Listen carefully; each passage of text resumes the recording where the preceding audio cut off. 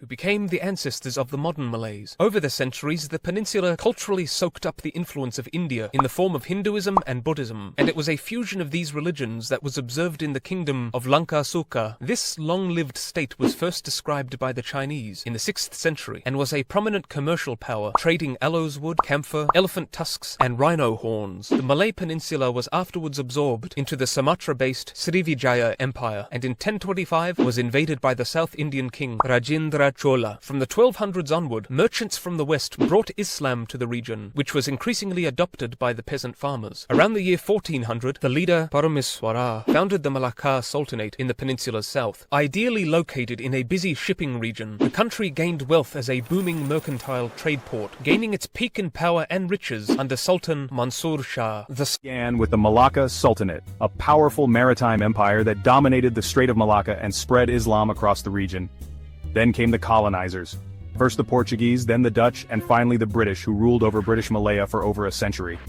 During World War II, Japan invaded Malaysia, but their defeat in 1945 fueled the fight for independence.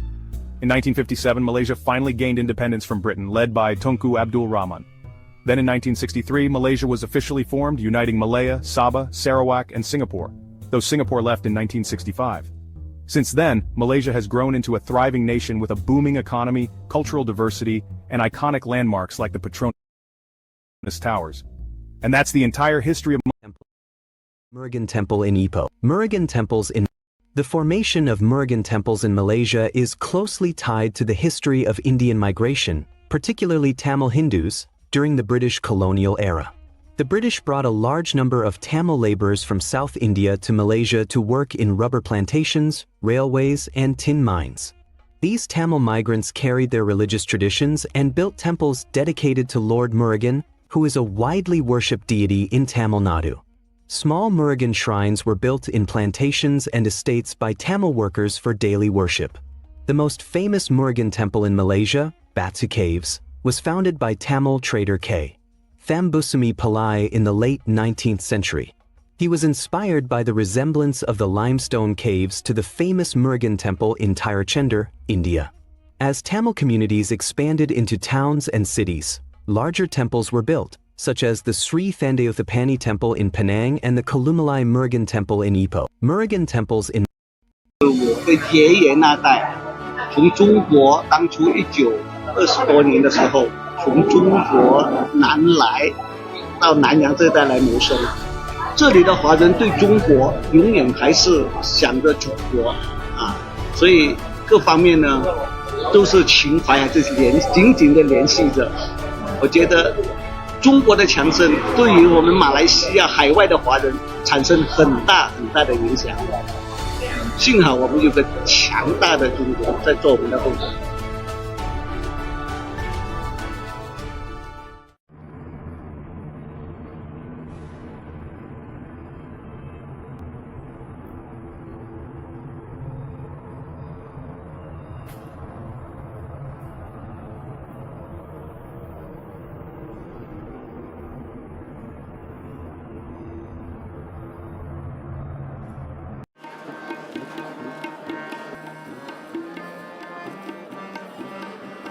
The Sikh community in Malaysia is relatively small in population, but their contribution to the country's history and development is very significant. The Sikhs were the descendants of a diaspora of Sikhs from their homeland in Punjab, India, dating back to the 1900s. Along with them came the Sikhism religion and their rich heritage.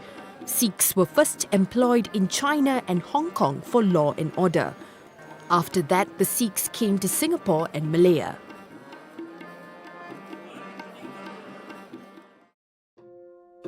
Tracing back in history, the first Sikhs who came to the then Malaya were two political prisoners.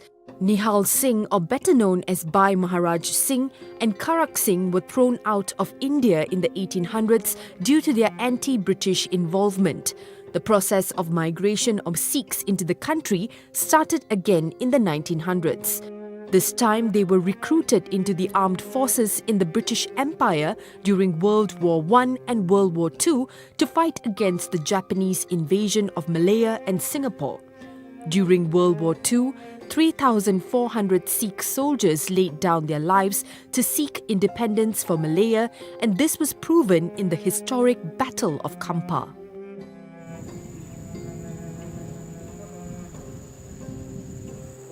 According to researcher and writer of Sikh history, Harchand Singh Bedi, this battle proved that the Sikh soldiers were superior and fearless in fighting against the Japanese. I always believe that a Sikh must be a soldier by himself and also a priest by himself. So these are two identities a Sikh must have himself. He must be a soldier. I think by our gurus have embedded this into us that that's why they call us as saint soldiers. We are also a saint, we are also a soldier.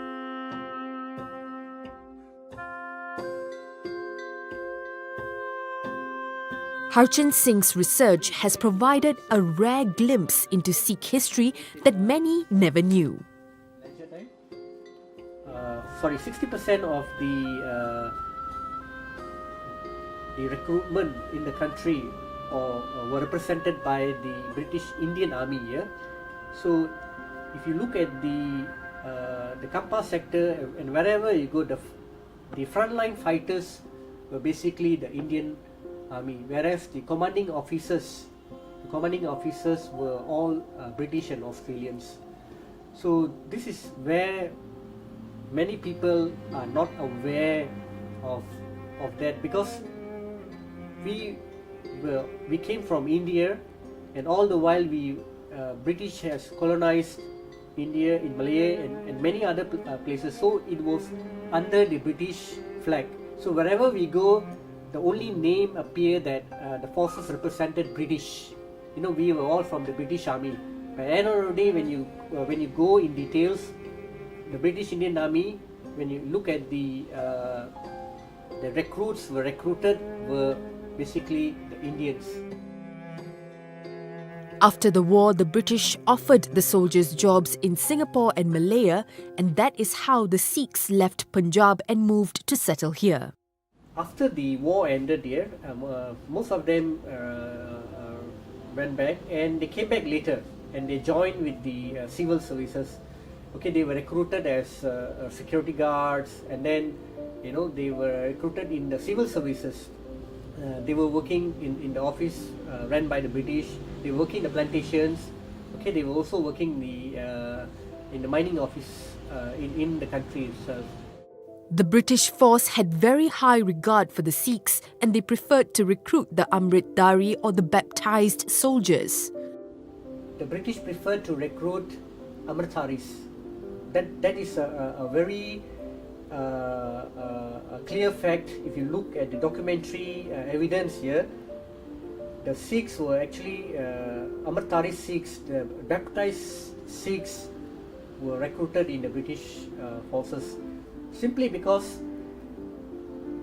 they don't consume alcohol, they don't smoke, and most of them were all vegetarian. Soon after the migration of Sikhs into the country, the establishment of Gurdwaras, the Sikhs' place of worship, began. Wherever they are there, they will make a temporary Gurdwaras. There are now about 138 Gurdwaras in the country, which have become a focal point for the Sikh religion, cultural and community activities. Together with other multiracial communities in the country, the Sikhs also played a pivotal role in the development of Malaysia. There is a term, Tanah Tumpah Ni Darahku. So I believe that many others, a lot of people from all around has actually died defending the country. So I would always say that we are Malaysian now. We are very happy living in the country, a peaceful country where nothing to worry of, and we have established ourselves in a country called Malaysia. And same goes to others who have actually established themselves in many other countries, but originated from Punjab, India itself. But we are not forgetting our roots. That we are proud. We are Punjabis living in the country in Malaysia.